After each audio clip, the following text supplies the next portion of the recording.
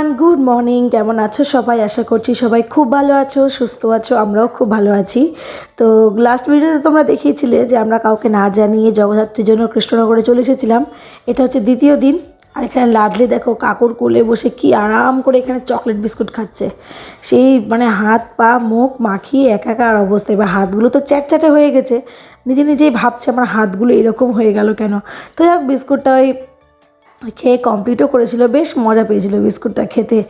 দাঁত তো হয়নি এখনও, তো ওর কাকু এরকম টিপে টিপে ভেঙে গুঁড়ো গুঁড়ো করে দিচ্ছিল, আর ও বেশ মজা করে ওটা খাচ্ছিল। আর আমরা এদিকে দেখছিলাম ওর কাণ্ডকীর্তি আর হেসে পাগল হচ্ছিলাম।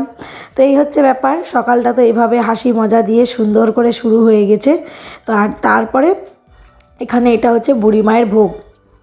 দাদারা কুপন দিয়েছিল, তো আমাদের জন্য এই ভোগটা হচ্ছে কি বলে, আমাদের জন্য না, মানে আমরা পেয়ে গেছি সৌভাগ্যবশত, তো রাখা ছিল। তো তোমরা বুড়িমায়ের ভোগ দর্শন করে নাও। আর ভোগ দর্শনের সময় কিন্তু মানত করলে নাকি বুড়িমা সেটা পূর্ণ করে।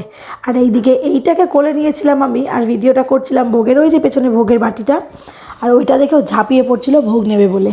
তারপর সকালে ব্রেকফাস্টের পালা। ব্রেকফাস্টে আজকে ছিল লুচি, আলুর দম আর রসগোল্লাটা আমি নিইনি, কারণ লাস্ট কিছুদিন থেকে আমি মিষ্টি খেতে না একদমই ভালো লাগছে না। আমি এরকমই, যখন খাই খুব খাই, আর যখন খাই না একদমই খাই না। তো খাওয়া দাওয়া কমপ্লিট করে সব কিছু গুছিয়ে গেছে সুন্দর করে রেখে এইবারে আমরা সবাই মিলে রেডি হয়েছি বেরোবো। আর তার মধ্যে কাকিমা আর দিদা, মানে আমার জায়ের দিদা, ওরা চলে গেছে। তো আমরা এখানে রেডি হয়ে বেরিয়েছি। আর বেরোনোর আগে ফুল টুলগুলো নেওয়ার বাকি ছিল, মানে গতকাল দিদি যে অঞ্জলি দিয়েছিল, অঞ্জলি ফুলটা মায়ের পায়ে দিতে পারেনি। বললাম না, প্রচণ্ড ভিড়, যাওয়া যায় না। তো সেটা আজকে নিয়ে নিয়েছে, আজকে দিয়ে দেবে। তো এইখানে এরা দেখো, এই একটা গাড়ির সামনে তিনজন মিলে কি গোল টেবিল বৈঠক করছে কে জানে। দাদা একরকম কথা বলছে, দিদি একরকম কথা বলছে, হাজব্যান্ড তো আরেক রকম।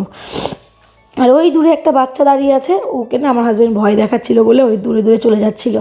তারপরে আর কি সবাই মিলে বেরিয়ে পড়েছি।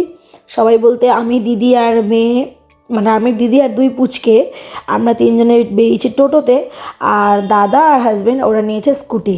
আর এইটাকে দেখো কেমন টুকটুক করে চারিপাশটা দেখে। বাইরে ঘুরতে বেরোলে এদের দুই বোনের কারোর সমস্যা নেই, ওরা খাওয়া ঘুম সব ত্যাগ করে দিতে পারে ঘোরার জন্য। এখানে চলে এসেছি বুড়িমার কাছে। দেখো আজকে দশমী, তবুও কী পরিমাণে ভিড়। আর আমরা আসা মাত্র ওই যে দেখছো ওইটাতে তোমার বুড়িমায়ের ঘট কিন্তু বিসর্জনের জন্য নিয়ে যাওয়া হয়ে গেল। ভালোই হলো, মানে ঘরটাও আমাদের দর্শন করা হলো, আর ফুলগুলো দিয়ে দেওয়া হয়েছে। এখানে হাজব্যান্ড মেয়েকে কোলে নিয়েছিল এই ঘণ্টাটা বাজানোর জন্য। আর যতটা পেরেছি দূর থেকে কাছ থেকে চেষ্টা করেছি তোমাদেরকেও বুড়িমার দর্শন করানোর। তো তোমরা সকলে বুড়িমার দর্শন করো, আর তোমাদের মনের কোনো ইচ্ছে থাকলে অবশ্যই সেটা বুড়িমাকে জানিও। আশা করছি বুড়িমা পূর্ণ করবে, কারণ আমরা ফল পেয়েছি, সেই জন্যই বলছি। তো তারপরে বুড়িমাকে শান্তিভাবে দর্শন করে মনের প্রার্থনা সমস্ত কিছু জানিয়ে প্রণাম করে, প্রণামী দিয়ে এখন আমরা যাচ্ছি পাশের যে গলিটা আছে সেই গলিটা দিয়েই, মেন রোড দিয়েও যাওয়া যায়, কিন্তু ওখান দিয়ে না প্রচণ্ড ভিড়। তো এই গলিটা দিয়ে কিছুটা এগিয়ে আমরা আবার ওই মেন রোডেই উঠবো। তো সেইখানে আজকে হচ্ছে ঘট বিসর্জন। যারা যারা কৃষ্ণনগরে বা এসেছো যে কোনো পুজোয়, বিশেষ করে জগদ্ধাত্রী, তারা জানোই যে ঘট বিসর্জন নিয়ে কী পরিমাণ, মানে প্রতিমা বিসর্জনেও এতটা থাকে না যতটা ঘট বিসর্জন নিয়ে মাতামাতি থাকে। আর বিভিন্ন রকমের ট্যাবলো হয়, ঢাক হয়, আর সুন্দর করে ঘরটা একটা পালকির মতো করে একটা সাজিয়ে ঘরটাকে সুন্দর করে সাজিয়ে গুছিয়ে তোমার নিয়ে যাওয়া হয় সাঙে, মানে কাঁধে করে। এখানে প্রতিমা নিরঞ্জনও হয় কাঁধে করে, ঘট নিরঞ্জনও কাঁধে করেই করা হয়। আর তার আগে পরে থাকে বিভিন্ন রকমের বাজনা, তাদের বিভিন্ন রকম থিমের ট্যাবলো, তারপরে হচ্ছে প্রচুর ঢাক। আমি যেটা খুব কম দেখি এখন, তো ধরো ঠাকুর আনা, ঠাকুর বিসর্জনে ডিজে বাজনা এগুলোই হয়েছে, কিন্তু কৃষ্ণনগরে আজও এই ঐতিহ্যটা আছে। প্রত্যেকটা ক্লাবের 2-5টা করেও ঢাক থাকবে। আর বুড়িমায়ের তো 108খানা ঢাক থাকে। তো সামনে দেখলে একটা ক্লাবের ঘর চলে গেল, কি সুন্দর করে সাজানো। আর এই যে তার পেছন পেছন যাচ্ছে হচ্ছে ঢাক।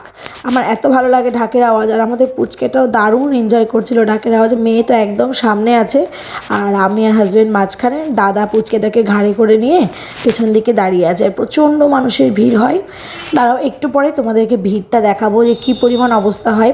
আমি একটু লাইভ করবো বলে লাইভটা শুরুও করেছিলাম, কিন্তু এত স্লো কানেকশান তো যে কারণে লাইভ আর করতে পারিনি।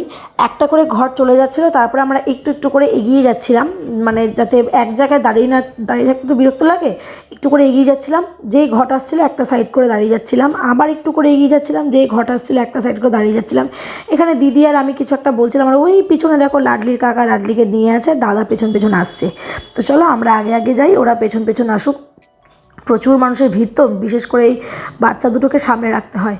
এদিকে দাদা একটু দোকানে গিয়েছে, একটু জল আর মেয়ে চিপস খাবে বলছিল। আর এই দেখো লাডলিকে দেখো এদিক ওদিক ঘাড় ঘুরিয়ে কী সুন্দর করে দেখছে, নাচতে বলে নাচ দেখাচ্ছে। আর ওই যে ক্যামেরা নিজেকে দেখে হাত দিয়ে আয় আয় করে নিল দুবার, মনে হাত থেকে দেখে অবাক হয়ে যায়। আর এই দেখো এরা কত আনন্দ করছে। আনন্দ করাটা স্বাভাবিক, কৃষ্ণনগরের মানুষ সারা বছর অন্যান্য জায়গায় আমরা যেমন দুর্গাপুজোর জন্য হাঁ করে তাকিয়ে থাকি, এই দুর্গাপূজা আর কৃষ্ণনগরে কিন্তু মানুষ তাকিয়ে থাকে জগদ্ধাত্রী পুজোর জন্য।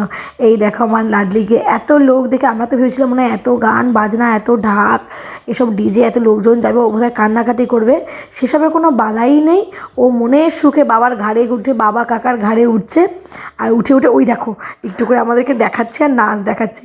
কী যে ভালো লাগছিলো, মানে বেশি ভালো লাগছিলো যে বাচ্চা দুটো আনন্দ পাচ্ছিলো দেখে। তো তারপরে এই যে এখানে বুড়িমার পতাকা উঠতে উঠতে আসছে, এবারে আসবে বুড়িমার ঢাক, যেখানে থাকবে 108টা ঘট, সরি 108টা ঘট না, 108টা ঢাক। তো এইখানে এটা বুড়িমার ঘট না, এটা অন্য একটা ক্লাবের ঘট। খুব সুন্দরভাবে এরাও দেখো একদম পালকির মতো করে সাজিয়ে নিয়ে যাচ্ছে। বেশ ভালো লাগে এরকম দাঁড়িয়ে দাঁড়িয়ে। আর এর থেকেও বেশি ভালো লাগে রাত্রেবেলা, মানে রাত্রি 12টার পর থেকে যখন প্রতিমা নিরঞ্জনের জন্য নিয়ে যাওয়া হয়। প্রতিমাকেও কিন্তু এইভাবে কাঁধে করেই নিয়ে যাওয়া হয়, কোনো রকম মানে গাড়ি বা কোনো কিছু ভ্যান কিচ্ছু না, বড় করে মাচা তৈরি করে, মানে ইয়েগুলো তৈরি করে কাঁধে করে, যত বড়ই প্রতিমা হোক না কেন কাঁধে করেই কিন্তু ক্লাবের প্রত্যেকটা মেম্বার নিয়ে যাবে। এদিকে তো মিকি মাউস ছিল, ওদিকে মিনি মাউস ছিল, জোকার ছিল। তো এইগুলো দেখে তো মেয়ে অতটা ভয় পায়নি, ভয় পেয়েছিল দেখো এইটাকে দেখে। এই ক্লাবটা আবার কী করেছে, ভূত সাজিয়েছে আর গাড়ির ভেতরে রেখেছে কয়েকটা কঙ্কাল। প্রথমে তো আমরাও দেখে অবাক হয়ে গেছিলাম, কঙ্কালগুলোর নাচ দেখেছ? এখন তো একটু থেমেছে, যখন করে গান টান বাজছে ওরাও সেই তালে তালে নাচছে, মানে কি একটা ব্যাপার। মেয়ে তো সেই কান্নাকাটি শুরু করে দিয়েছিল। এটা হচ্ছে আরেকটা ক্লাবের ঘট নিয়ে যাচ্ছে। আর যে এইভাবেই একে একে সব ক্লাবেরই ঘট নিরঞ্জন করা হবে। টাইম বেঁধে দেওয়া থাকে 5টার মধ্যে, সমস্ত ক্লাব, যত ক্লাব আছে সমস্ত ক্লাবের ঘট নিরঞ্জনের জন্য নিয়ে যাওয়া হবে। রাস্তা একদম পরিষ্কার হয়ে যাবে। চলো আমরা এখন আস্তে আস্তে বাড়ির দিকে এগোই। আর যাওয়ার সময় আরেকবার বুড়িমার দর্শন করে নিলাম। এখন অবশ্য খুব একটা ভিড় নেই, কারণ অষ্টমীর দিন এর থেকে 10 গুণ 20 গুণ বেশি ভিড় হয়। তো ভাবলাম আরেকবার বুড়িমার দর্শন করে নিই, একটু পরে তো বিসর্জনের জন্য আবার রেডি করবে সবাই। তো সেই জন্য আরেকবার মায়ের দর্শন করে আস্তে আস্তে আমরা বাড়ির দিকে এগোবো। বাড়িতে যাওয়ার পথে আরও কয়েকটা ঠাকুর পড়বে, 2টো ঠাকুর পড়বে, তো সেইগুলোও দেখব। তার মধ্যে হচ্ছে এইটা একটা আমাদের বাড়ির মানে রাধানগরে কৃষ্ণ মাতা। তো এই প্যান্ডেলটা শুনশান লাগছে, তার কারণ হচ্ছে তোমার সবাই ঘট বিসর্জনের জন্য গিয়েছে, আর একটু পরে প্রতিমা নিরঞ্জনের জন্যও সব কিছু তো মানে রেডি হতে হবে ওদেরকে, সেই কারণে। তো এখানে মায়ের দর্শন করলাম ফাঁকায় খুব ভালোভাবে, কয়েকটা ছবি তুললাম। তারপরে আমরা গিয়েছিলাম ছোটো মায়ের দর্শন করতে। আগেকার দিনে লোকেরা বলে ছোটো মা আর বুড়ি মা এরা নাকি 2 বোন। তো বিসর্জনের সময় 2 বোনকে একসঙ্গে নদীর ঘাটে দাঁড় করিয়ে দুজনকে একসঙ্গে নাচিয়ে তারপরে বিসর্জন দেওয়া হয়। তো এইটাও তোমাদেরকে দর্শন করে দিলাম, একটু দূর থেকে দর্শন করালাম, তার কারণ মেয়ে ঘুমিয়ে পড়েছিল। তো আমি স্কুটির ওপরে বসেই মায়ের দর্শন করেছি। আর এইটা হচ্ছে কৃষ্ণনগরের চার্চ। তো চলো এখন আর বেশি ঠাকুর দেখবো না, এবার যাব বাড়ি গিয়ে খাওয়া দাওয়া করে আবার বেরোবো হচ্ছে তোমার রাত্রেবেলা সাঙের আর কি প্রতিমা বিসর্জন দেখতে, সেটা রাত্রি 12টা-1টার সময় যাব। তো এখনকার মতো ভিডিওটা এই পর্যন্তই রাখছি। সবাই খুব ভালো থেকো, সুস্থ থেকো। ভিডিওটা কেমন লাগলো অবশ্যই কমেন্টে জানিও। ভালো লাগলে একটা লাইক করে দিও। আমার চ্যানেল নতুন হলে প্লিজ আমার চ্যানেলটাকে সাবস্ক্রাইব করে দিও। এখনকার মতো টাটা।